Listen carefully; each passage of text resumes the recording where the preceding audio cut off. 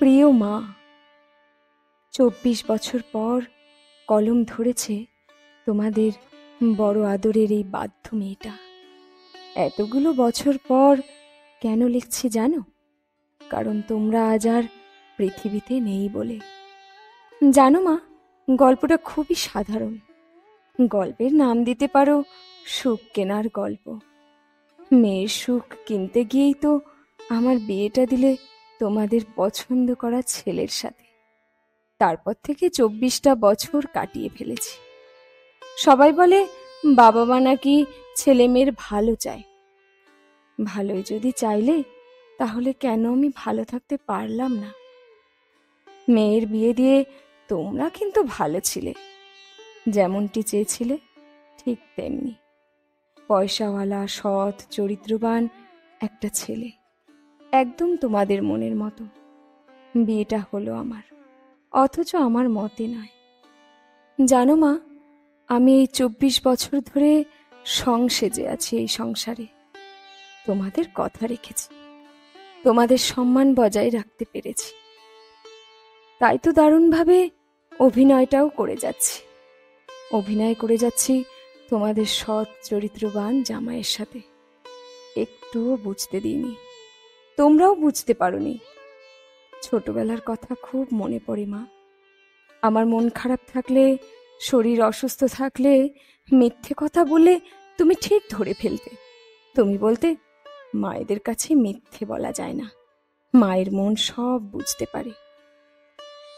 ভেবেছিলাম তুমি অন্তত বুঝবে।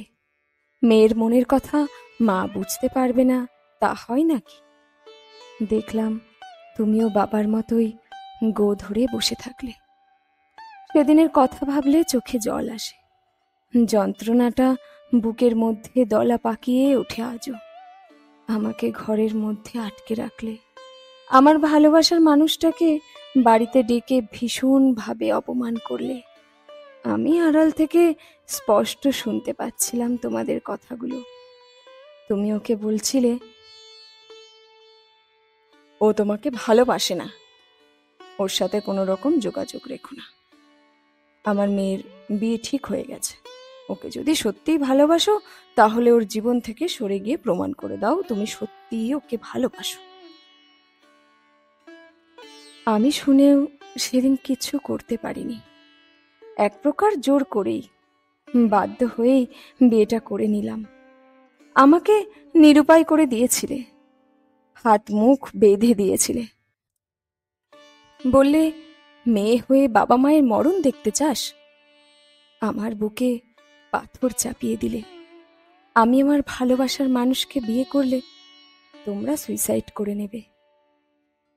যতদিন বাঁচবো ততদিন ওই দোষের ভাগীদার হয়েই আমাকে নাকি বাঁচতে হবে। জানো মা, আমাকে সবাই বলে ভাগ্যবতী। তোমাদের মতো বাবা মা পেয়েছি, অমন একটা সংসার পেয়েছি, ভালো মানুষ বর পেয়েছি। আমার আর কি চাই? ছোটবেলায় তোমাদের থেকে যা চেয়েছি তাই দিয়েছ, কোনো আবদার না করনি। যখন ভালোবাসার মানুষটার কথা বললাম, বললে তোর অন্যায় আবদার তোর বাবা মেনে নেবে না। এদিকে দেখো, আবার বিয়ের পর থেকে আমাকে আর কোনো আবদার করতেই হয়নি। চাওয়ার আগেই সব কিছু পেয়ে যাই। সত্যি মা, আমি ভাগ্যবতীই বটে। তবে অভিনয় করতে করতে আজ বড় ক্লান্ত। সুখী সংসারের সেরা বউ হয়ে উঠতে বেশি দিন টাইম লাগেনি। তোমরা প্রায় আমাকে বলতে, বাবা মায়ের পছন্দে বিয়েটা করেছিলি বলে তাই আজ এত সুখী। তোমাদের কথা শুনে মনে মনে হাসতাম। সুখী হতে পারলাম কোথায় মা? সুখী হতে চেয়েই তো আমার ভালোবাসার মানুষটার কথা তোমাকেই প্রথম বলেছিলাম।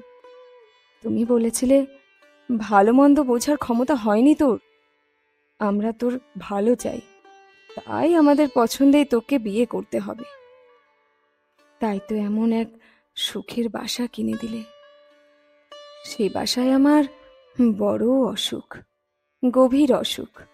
তবে হ্যাঁ, আমার জীবন থেকে ভালোবাসার মানুষটাকে কেড়ে নিলেও মন থেকে কেড়ে নিতে পারোনি। 24 বছরে তাকে একটুও ভুলতে পারিনি। তাই আজও কেঁদে বুক ভাসাই, মনের মন্দিরে তাকেই শুধু পুজো করি। যতবার ভেবেছি নতুনকে নিয়ে বাঁচব, ততবারই আমার প্রাক্তনকে আরো বেশি করে ভালোবেসে ফেলেছি। তবে একটা কথা মা, লোক সমাজে, তোমাদের সোসাইটিতে তোমরা জিতে গেলেও জিততে পারোনি আমার কাছে, আমার প্রাক্তনের কাছে। তোমাদের কথা সে রেখেছে, সত্যিকারের ভালোবাসার প্রমাণ সে দিয়েছে আমার জীবন থেকে সরে গিয়ে।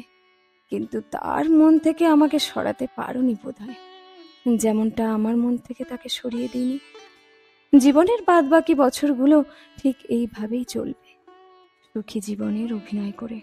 সত্যিকারের ভালোবাসলে তাকে মন থেকে সরানো যায় না কোনোদিন, আর সরাতেও পারবো না। তবে ভীষণ কষ্ট পাই সুখী জীবনের অভিনয় করে নয়, কষ্ট হয় জীবন্ত লাশ হয়ে বেঁচে থাকতে হয় বলে। কে বলেছে মানুষের মৃত্যুর আগের মুহূর্তে সুইসাইড নোট লিখে যায়? আমার মতো কত অভাগিনী আছে যারা মরে গিয়ে বেঁচে যেতে পারেনি, বরং বেঁচে থেকে কবেই সে মরে গেছে। আজ যা লিখলাম তা আমার মনের বেদনাই শুধু নয়, বলতে পারো এক জীবন্ত লাশের বেদনা বিধুর সুইসাইড নোট। ভালো থেকো মা। লেখাটি সত্যি ঘটনা অবলম্বনে, কলমে সরজিৎ ঘোষ।